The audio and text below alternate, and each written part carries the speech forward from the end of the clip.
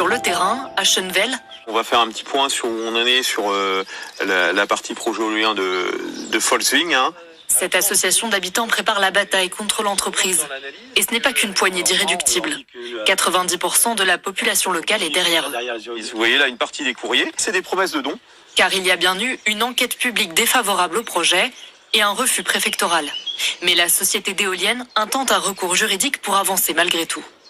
Nous, là où on a une grosse dissymétrie avec l'entreprise, c'est que pour Volkswagen, quand ils déclenchent le projet, ils ont déjà provisionné les ressources financières pour aller au tribunal. Nous, on n'est pas du tout prêt à ça. Le sentiment de ne pas avoir été écouté, c'est aussi ce qui a révolté le maire, Cyril Sibert. Élu de gauche, il est contre ce projet sans s'opposer aux énergies renouvelables pour autant. La commune planche d'ailleurs sur un projet plus consensuel. On a un terrain communal qui n'est pas constructible, on ne peut pas faire d'agriculture dessus.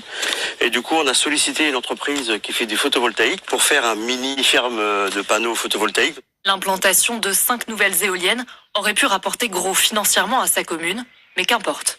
Eh bien, c'est les méthodes où on force, où on va pas consulter le maire avant ou le conseil municipal, où on va même dire des choses qui sont complètement fausses. Il n'y a pas de raison que ça soit dans les territoires ruraux où les gens sont peut-être moins nombreux, où on a l'impression qu'on peut les écraser, qu'ils vont rien dire. Bah non, ça c'est fini. Vent d'espoir pour les habitants. La justice a mis un coup d'arrêt il y a 2 ans à un projet éolien concernant une commune voisine, en soulignant la nécessité de préserver le paysage.